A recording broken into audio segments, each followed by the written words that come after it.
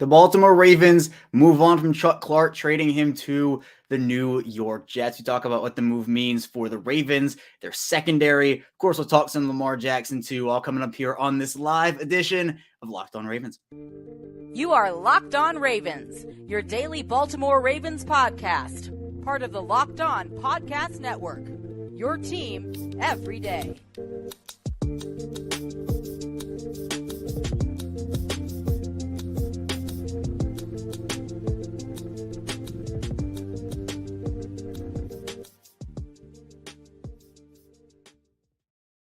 Welcome into another live edition of Locked On Ravens here, your daily Baltimore Ravens podcast. I'm your host, Kevin Ostreicher of Ravens Wire. We're here, as always, on Locked On Podcast Network, your team every day. Thank you so much for tuning in, making us your first listen each and every day. We're free and available on all podcasting platforms, including over in video form on YouTube. And today's episode of Locked On Ravens, a live edition, is brought to you by FanDuel Sportsbook, official sportsbook of the NFL. Make every moment more. FanDuel, visit FanDuel.com/lockedon today to get started. And I was not planning on going live this evening, but the Ravens end up making a move. They trade Chuck Clark to the New York Jets in exchange for a 2024 seventh round pick. And it's a move that I think a lot of people expected in the way that, Chuck Clark wasn't really expected to be back in Baltimore moving forward, just based off of everything they did last offseason. Clark admitting he actually requested out, but then played on the last year of that. So he played last year, but not going to be with the Ravens moving forward. We'll talk about what this move means for the Ravens, their secondary, their safety room, what it even means for Kyle Hamilton, and what the Ravens could do at the position moving forward here this offseason. We'll talk about the secondary as a whole a little bit. We'll throw corners in that conversation as well. And then we'll also talk about Lamar Jackson, because this move and a lot of the other moves we'll probably see over the course of the next day, few weeks. Its free agency kind of comes and goes, the first wave, the second wave.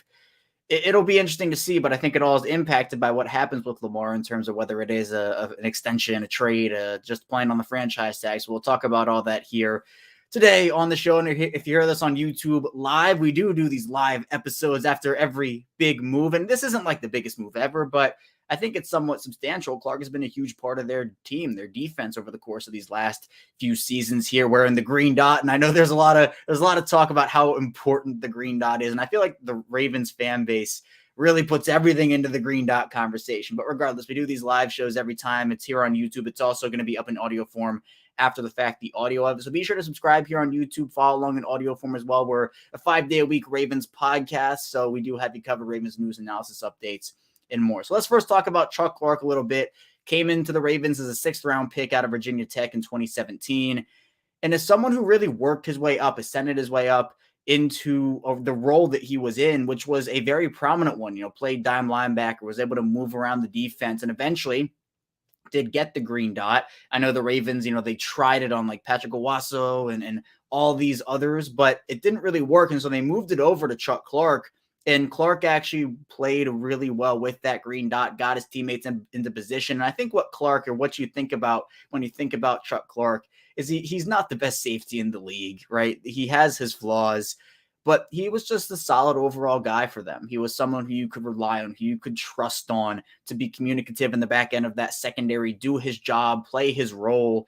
And I think that's something that a lot of teams value. And this whole move is essentially a salary dump. Brian McFarland, who does really great work just keeping track of the Ravens and their salary cap, does some work for Russell Street Report, ended up saying the Ravens will save about $4.14 million in cap space, and also mentioned that had Chuck Clark been released, the savings would have actually been about $600,000 less, and some of his base salary was guaranteed. So for Clark and the Ravens, it just felt like a split was coming. We saw the reports a couple weeks ago. So yeah, it's a move that saves the Ravens money as they try to maneuver and get under the salary cap threshold. They have to be cap compliant here in the Lamar Jackson franchise tag. It ends up putting them back a little bit for a team that was, 25 to 28 million, working around the margins and cap space. They were under the cap. Now they're about 8 to 9 million. This is before the Clark trade actually can't get fully processed until the new league year starts on March 15th. But once that move gets processed with the 4.14 million in savings, the Ravens will be about 4 or 5 million still over the cap. So we'll move that conversation about just what the Ravens could do to continue to get under the cap in the second segment. Because Clark was somebody who I identified as a salary cap casualty and it essentially feels like that's what this move is. But the Ravens got something for him. And how these things usually work is, the Ravens or whatever team will throw feelers out there, and, they'll talk about, well, we're going to move on from this guy, and they don't outright say it. But, there's a kind of an inkling, there's a thought process that a team would move on from a guy. And for the Ravens, they were either going to have to release him for nothing or trade him to the quote unquote highest bidder. And while this isn't a move that gets the Ravens a great quality draft pick, it's something for a guy that probably the Ravens would have just cut outright for nothing if there was no taker. So the Jets found an opportunity, and why the Jets gave up something instead of just waiting for him on the free agent market is because there's no guarantee Clark would have signed there if the Ravens would have let him go and in all the waiver situation. But the Jets take a chance on a guy in Chuck Clark, who is a proven, solid NFL veteran, but there just wasn't any realistic room. Well, I guess there was a role for Chuck Clark, but it feels like the role Chuck Clark wanted, the Ravens couldn't really offer him. And shout out to Sean Warner here saying, yo, great job listening to you on my way into work. And I appreciate you, Sean. That means a lot to me. And again, doing these live shows is fun. I engage with the chat a little more in these live shows. So if you have any comments or questions about the move or anything, be sure to put those in the chat. I'll be sure to get to them as I see them come in here. But yeah, so Baltimore now moves forward with the Ravens, and that partnership is over, and they now move into a new era with Marcus Williams and with Kyle Hamilton. Now, I think this was the vision for them long term, with Williams now in the second year of his 5-year deal, with Kyle Hamilton in the second year of his rookie deal. And that whole situation for them, I think, is really good. Like, it's a good situation to be in safety wise. Losing Chuck Clark does not all of a sudden make the Ravens safety room a weakness. They could afford to make this move. They could afford to save this money and not completely tank that position to say, well, the Ravens now need to go out there and sign a guy, or they need to draft a guy in the first round. They have quality guys, obviously starting with Williams and Hamilton, but then you move into, what happens with Geno Stone. That's a player that a lot of people like, and I think the Ravens really, really like him too. Or Darius Washington can play kind of like slot corner. He can be a safety as well. Pepe Williams has safety experience at the college level too. I do think Baltimore will probably look to add some maybe cheap veteran option at safety, or draft someone in the middle to later rounds. Or I know Brian Branch is someone who's super interesting at 22. I personally would, I don't think he's going to be there at 22 for Baltimore, but it's kind of an interesting conversation. I'd probably take a wide receiver or corner, but with the departure of Clark, it now can let the Ravens, and the whole situation also, and one of the interesting parts is the fact that the Ravens did get Roquan Smith. And all last offseason, I was talking about how, well, the Ravens can use these three safety looks. They have Clark and they have Hamilton and they have Williams. They can take a middle linebacker off the field, an inside linebacker off the field, and just use Chuck Clark as the dime linebacker. Or they used Kyle Hamilton in the nickel role, for example. Now with Chuck Clark gone, it kind of reverts them, I guess, not exactly to a full traditional defense, because I don't think that's what the Ravens will ever truly be. But you're now able to keep Patrick Queen and Roquan Smith on the field together, I guess, more often if you really, really want to, and use these guys in different roles. Plus, I think it moves Hamilton back into more of a natural position instead of having him. And I think this move overall, speaking of Hamilton, just gives the Ravens an opportunity to deploy Kyle Hamilton kind of how they envisioned it, where Hamilton had to play nickel for them for a lot of it. They played him as a big nickel. They just didn't have someone. They moved on from Tavon Young, and they just didn't really have anyone to fill that void. They tried a couple of guys. They tried Brandon Stevens and Pepe Williams and a couple of others, and it just didn't work. Hamilton was their most effective option there. So to me, this move also would mean if they're moving Hamilton more into a traditional role, which, I don't think is going to be full traditional. You can move Hamilton. One of the key big things about Kyle Hamilton is you can move him everywhere and you can play multiple positions effectively. But I do think this is a call for Baltimore to go out there and add a solid nickel guy, or at least someone who can play both inside and outside, to relieve some of that stress on Hamilton playing in the nickel. And you also have Mike John saying, yo, you got a wild chin. Everybody says that. Everybody says I have that like chin, like sharp chin, Johnny Bravo chin. That's what people say. So I appreciate you pointing that out there, Mike. But then you have Alyssa saying, was Clark worth a 7th round pick, though?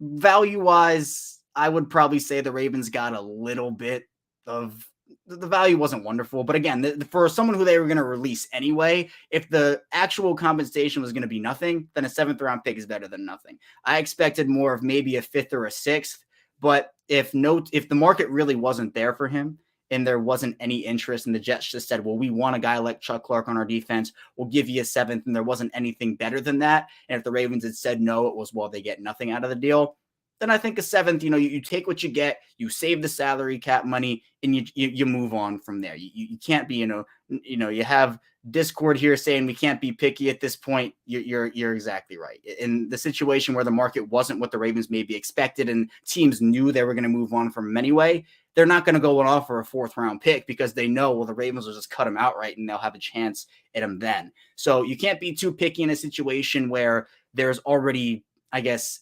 intelligence in the fact that Baltimore probably was going to move on anyway. But coming up, we'll talk a bit more about the Chuck Clark move, a bit about what he did in Baltimore, and also just a bit about what this could mean for the secondary and the other moves the Ravens could make around their roster as they try to get under the cap and make room for other moves with the Lamar Jackson salary cap hit. 32.4 million on that non-exclusive franchise tag. So be sure to stay tuned. So lots to dive into here on Locked On Ravens. But first, this episode is brought to you by FanDuel. The midway point of the NBA season is here, and now is the perfect time to download FanDuel, America's #1 sportsbook, because new customers get a no sweat first bet up to $1,000. That's bonus bet back if your first bet doesn't win. Just download the FanDuel Sportsbook app. It's safe, secure, and super easy to use. Then you can bet on everything from the money line to point scores and threes, drains. And for me, it's well known if you listen to me, I'm a Denver Nuggets guy, and the Nuggets got blown out of their arena last night. Now they play San Antonio tomorrow. Hopefully that's a little bit better, but I'll be looking at, Jamal Murray points, Nikola Jokic triple-double. They have so many more exclusive bets. Also like the 2x3, which is 2 3-pointers scored in the first 3 minutes. Plus FanDuel even lets you combine your bets for a chance at bigger payout with the same game parlay. So don't miss a chance to get your no sweat first bet up to $1,000 in bonus bets. You're going to go to FanDuel.com/lockdown. That's FanDuel.com/lockdown to learn more. Make every moment more. FanDuel, an official sports betting partner of the NBA.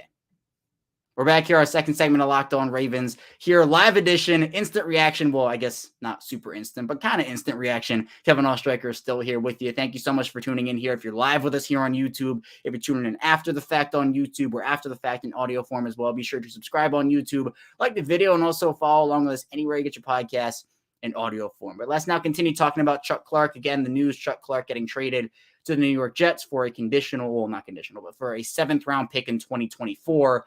And this pick, honestly, I feel like is going to be one that's it's moved in another deal. Like it's one of those deals maybe you make on draft night or during the course of draft weekend where Baltimore wants to move back or something and they want to pick up an extra 2nd in that deal along with a late 1st. And the Ravens will say, well, we'll toss you this 2024 7th. Or the Ravens say, we'll toss you this 2024 7th along with this 4th to move up into the 3rd. Like I feel like this isn't a pick that Baltimore will make. And maybe it is, but if the point is 7th round picks, I feel like that's an asset that Eric DeCosta can move in another trade, whether it is just draft capital for draft capital or you're throwing it in just as that final thing that moves you across the finish line, a 2024 7th round pick. And, it's interesting for what Chuck Clark has in terms of what he's done for the Ravens. I mean, if you look at Chuck Clark's stats, again, he was in Baltimore for 6 seasons, started off in 2017. He played in 96 games for them, which is a lot of games,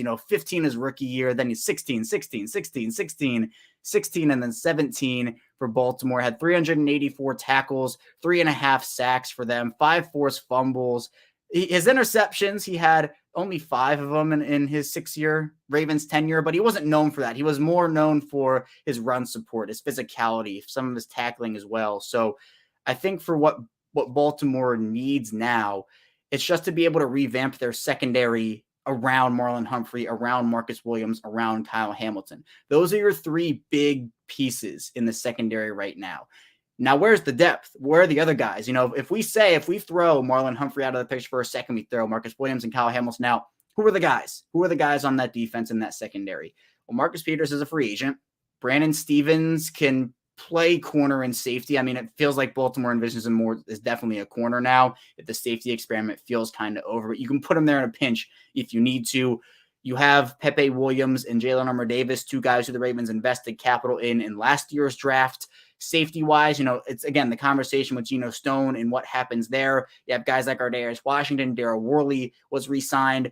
That's not a very strong room if you take away the big 3 pieces. Now, the big 3 pieces are important, but the depth is really what I want to see here. So in terms of corner, which I've identified as a huge need for them, with Chuck Clark, I think that this makes it even more of a need for the Ravens with them moving off from Chuck Clark, not because Chuck Clark played corner for him, but as I talked about a little bit, the Ravens with, having a guy like Kyle Hamilton play so much big nickel for them and play it really well. I don't think this is the end of Kyle Hamilton at nickel, but I think you now want to have a player who you can put in that nickel role so you don't have to rely on Kyle Hamilton. You can move him back into a pure-ish kind of safety role. Not exactly only he's playing strong safety and that's it. Because Marcus Williams is your free safety guy. You put Marcus Williams in single high. He's roaming around the field. We saw what he could do.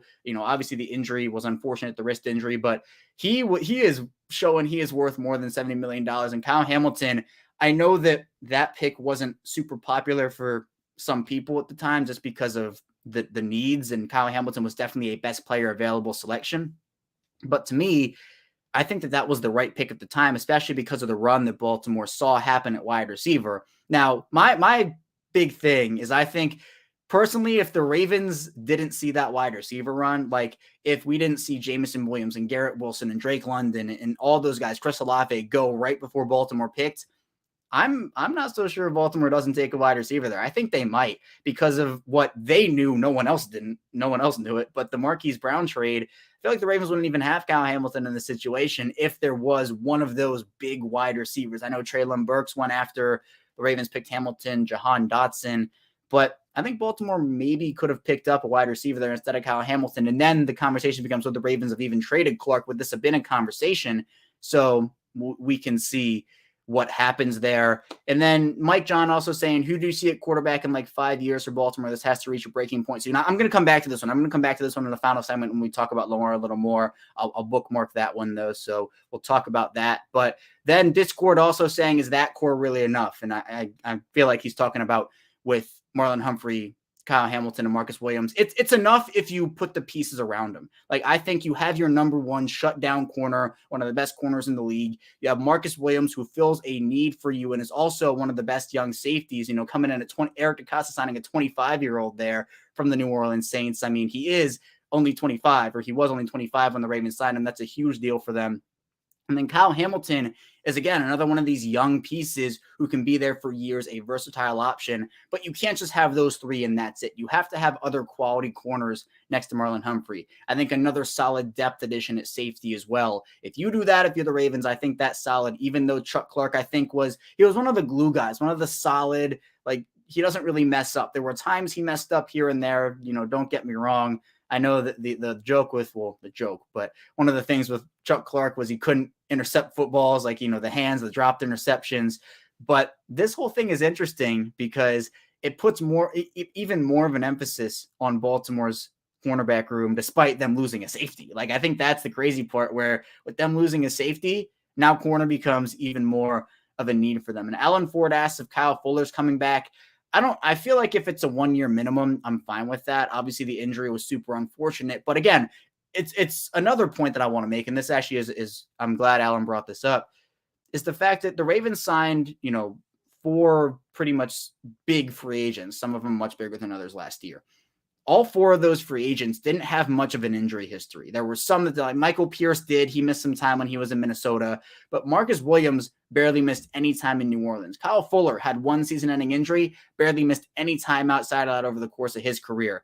With Kyle Fuller, if you're able to get him back, that's not like your only move you have to make. The Ravens still at that point have to probably take a corner in the first round, at least in my opinion, or get an early round corner. But the issue is the Ravens don't have a second round pick. So with Kyle Fuller, it gives you depth there in terms of what you need. But now moving forward, again, I talked about it, Brian McFarland putting out that the Ravens saving about $4.14 million in salary cap space with this move once it becomes official. That doesn't put Baltimore over the salary cap threshold yet that they need to be at. So what other moves could they make? And I kind of talked about this, and I identified Clark, as I mentioned, as a salary cap casualty, and this essentially, again, is what this move is. So what else could they do? Well, there are a couple of other options. We'll pull up the handy dandy salary cap table here for Baltimore. And right now, again, Lamar Jackson's cap hit $32.4 million. It takes up about 14.5% of their cap at the moment.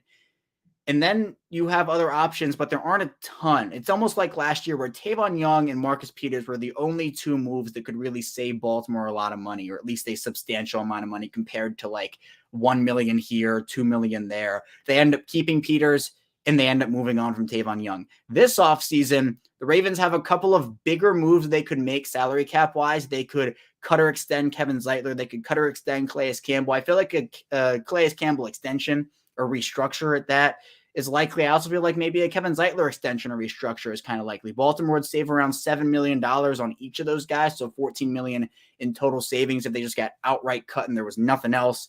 But I feel like those two guys, with every player, like this is with Chuck Clark too, with every player you move on from, a new hole opens up on your roster. So at this point, for what the Ravens need, the Chuck Clark subtraction opens up another hole in the safety room that they have to address. If they were to move on from Calais Campbell, they'd have to address a hole in the defensive line room. Kevin Zeitler, a huge hole on their offensive line.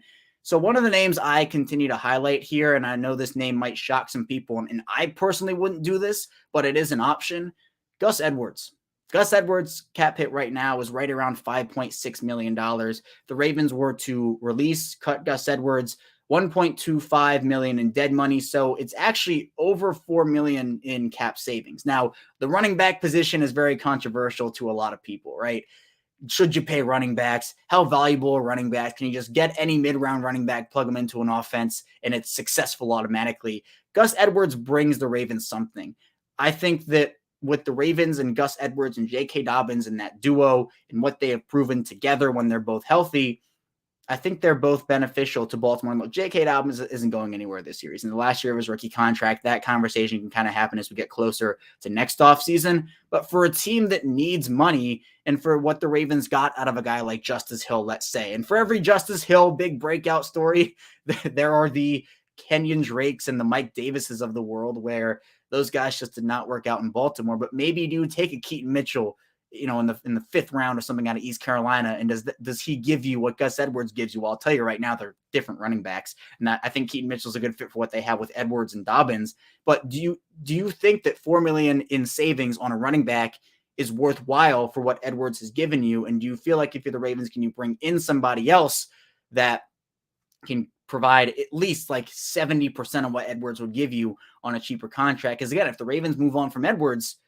they have to fill that hole again. They have to fill that role for what their offense has done for them, which has been a run-first offense. So Chuck Clark, again, that saves them some money, but they still have work to do. Other options that could be potential, salary cap moves that I think are much less likely at this point. I wouldn't do any of these.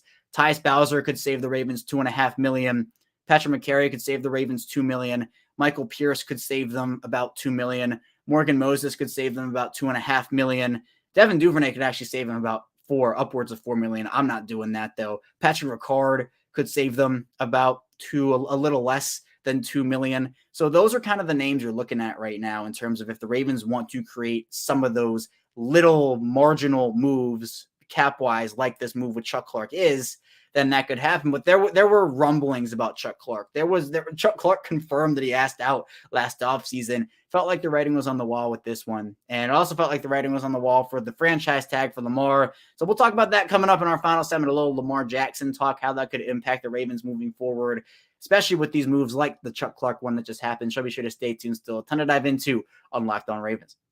We're back here, our final segment of Locked On Ravens. Kevin Oestreicher still here with you on this live edition Thursday evening episode of the show. Here is our instant reaction of the Ravens trading Chuck Clark to the New York Jets for a 7th rounder in 2024. Thank you so much for being here with us today, either in video form live or after the fact or in audio form. So I'll be sure again to like this video, subscribe to the channel, follow along in audio form as well. But let's now talk a bit about Lamar Jackson. This move, obviously, the Ravens were in a solid salary cap situation before the Lamar franchise tag. I've talked about it before. The franchise tag, to me, is the least effective option in terms of what I would like to see the Ravens do. I feel like it just limits the Ravens too much at this point in multiple different ways. One, the cap hit itself right now is just, it's not $45 million, which is what the exclusive tag would be. But still, $32 million, I mentioned, 14.5% of the cap right now. It's pretty substantial. Depending on how the money works for an extension, if you were able to make that first year cap hit low, and I know I've said that phrase probably 25 million times by now, be able to make that first year cap hit low, let's say $15 million, you're able to shave almost half of that cap hit for this year off and 32 million going down to 15. You can make other moves like that. And there have been reports about, Adam Thielen possibly getting released, a DeAndre Hopkins trade. These are all moves that I think the Ravens could benefit from, but you have to create the room for it and not create too many other holes on your roster where, you're making another weakness, another need on your team. So with Lamar, it feels like, again, the move from the non-exclusive tag was to have Lamar go out there, see his market, put his feelers out there, and figure out what he wants based off of what is actually realistically out there for him. If a team wants to give him a fully guaranteed contract and give up those 2 first-round picks, maybe that's what happens. That's why it's a risk right now for the Ravens to actually let him go out there and kind of say, hey, go out there, see what you can get, and then you can come back to us. If this is what the Ravens are saying to Lamar, you can come back to us, and we'll either match or we won't. Now, feels like the Ravens won't match any fully guaranteed contract that's out there. So that conversation is probably off the table for him, but it feels like that conversation is off the table for a lot of teams. We've heard all the reports. We definitely heard them coming out over the course of Tuesday afternoon once the move was actually announced that the Ravens were placing the tag on him, that all these teams, the Falcons and the Panthers and the Patriots and the Dolphins and the Commanders and the line, all these teams that you would have maybe thought would be in on Lamar are reportedly not in on Lamar. And those are just reports, right? Stuff can change. Stuff can happen where maybe teams are just putting up these smoke screens and they'll talk to Lamar and something will happen trade-wise. But at this point, the extension of the trade, it's one way or the other, because the other part of this in terms of Baltimore is their hands are kind of tied behind their back right now in terms of like what's the avenue that they go down. Eric DeCosta talked about having multiple avenues that they could go down depending on what it is, whether it is extension, trade, or franchise tag. But things happen so quickly in free agency. Things happen so quickly in the draft, let's say, where if this situation drags on the franchise tag into April, into May, into June, free agency is pretty much done at that point. It's just guys who haven't been signed yet. The draft is done, right? Needs wise, if the Ravens trade Lamar for a top 10 pick, you're probably taking a quarterback if you're Baltimore. But if you end up trading Lamar in July, then is it a bridge guy? Is it Tyler Huntley? Like, what are you doing there for the Ravens? How free agency worked last year, for those who remember, and I'm sure a lot do, is the fact that the Ravens did nothing. They did absolutely nothing on the first day of free agency. Like they just, teams were making moves. And I remember like Ravens fans were very upset about like all these guys are getting put off the board. What are the Ravens doing? Why aren't they making moves? Then the second day of free agency, they signed Marcus Williams, they signed Morgan Moses, and everyone's like, all right, that's good. They also signed Zadarius Smith technically, but we all know how that one ended, sadly, for the Ravens. And now Smith is actually requesting his release from Minnesota. So maybe he chose the wrong purple team there. But let's get back to Mike John's comment. Who do you see at quarterback in like 5 years for Baltimore? This has to reach a breaking point soon. And you would think it would, but I just don't know at this point. I mean, I'm still 50-50 on whether Lamar and the Ravens will come to an extension or not. I think the non-exclusive franchise tag is the more likely option for them to retain him. I think if they were to put the exclusive tag on him, it would have probably signaled a trade. The Ravens would have gone and looked for, the Russell Wilson package, the 3 firsts and players and whatnot. But I do think with having Lamar go out there and see what he is worth himself, see what the market is himself, if he doesn't like it, and reportedly all these teams are saying, no, we're not going to pursue him, then he can come back to the Ravens. And to me, I don't feel like Lamar is like, if Lamar had an agent, this would have probably gone smoother. I would say just there's a different dynamic between having an agent and not having an agent. I understand the 3%, 5%, 7% cuts that agents get, but agents will go to bat for you. Stuff will get leaked most likely that'll help you go in your favor there. So I'm not saying that Lamar isn't going to do well for himself because he doesn't have an agent. I think he still will. I think it's just been I don't want to say overblownness of the entire situation, but it's just, the national media has picked up on it. There are consistent conversation points. It feels like me personally, I've been talking about it every day on the show for like 5 years at this point. I haven't even been doing the show for 5 years. But I think that if Lamar goes back to the Ravens after not having a market, if that's what happens, and says, okay, like I'm not getting what I want here, the deals aren't yielding what I expected, maybe we can come to something. We can work out something. I think Baltimore's confident enough in their offer that when Lamar signs it and we all see what that contract would be, I think we'd all say, all right, that's a really good deal. Like, that's solid for Lamar. So I don't think that, Lamar's being greedy by asking for, what he believes he's worth. I mean, this is a business at the end of the day for these owners, right? I mean, there's been talk about the collusion and what ends up going on. And there are conversations, should Lamar be the next guy outside of Deshaun Watson to get a fully guaranteed contract? Now, the Watson contract shouldn't have happened whatsoever. But now with Lamar asking for this contract and the NFLPA seemingly telling him to hold firm, stand your ground in getting this fully guaranteed contract, we've seen it not be a trend with Kyler Murray, with, Daniel Jones, with Geno Smith. Those guys haven't gotten fully guaranteed contracts. The Kyler Murray one was huge because if that was a deal that was fully guaranteed, that was right after Deshaun Watson, that might have set a trend. If Lamar gets this fully guaranteed deal, then maybe Joe Burrow asks for one. Maybe Jalen Hurts asks for one. Maybe Justin Herbert, Trevor Lawrence asks for one. And now it has put the Ravens in this situation where I think, again, Baltimore would have probably moved on from Chuck Clark anyway. But at the same time, we're all talking about the $4 million in cap savings that is not enough to even get them under the salary cap now. They still have to make other moves, have to restructure, extend, cut, trade.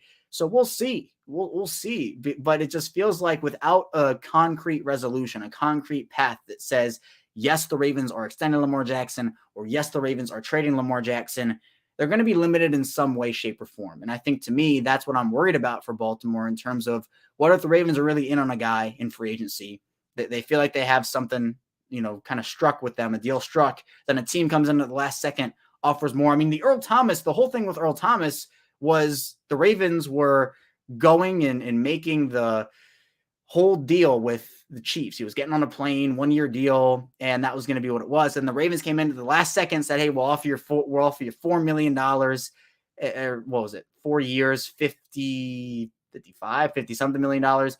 Earl Thomas said, all right, we're going to Baltimore. And the Chiefs would have gotten tired of Matthew and Earl Thomas that offseason. So a team can come into the last second. And if the Ravens end up having this deal and then another team comes in, but they're not sure how much money they can allocate to a deal with this guy, if they have like a safe floor and then all of a sudden a team comes in and kind of breaks that floor and the Ravens are not really sure how much they can spend because they don't know what the situation with Lamar is going to be, then maybe the Ravens take the safe approach and they don't give that guy that deal and then they lose out on somebody. So that's what the Ravens have got to deal with. That's what the Ravens have to figure out here. But they make a move that's not Lamar Jackson. It was actually refreshing today talking about something that wasn't necessarily fully Lamar, although it all kind of ties back to Lamar at the end of the day. But that's all I have for you here today on this live edition of Locked On Ravens. Thank you so much for tuning in the chat, everybody who contributed there as well. Again, be sure to like this video, subscribe to the channel on YouTube, follow along in audio form as well. We're going to be back here with another episode tomorrow morning. We'll be talking about who could stay and who could go, which Ravens free agents the Ravens could re-sign, who they could let walk. So we'll talk about Marcus Peters and Ben Powers and the whole 9 yards. So be sure to stay tuned for that. And I'll see you right back here tomorrow.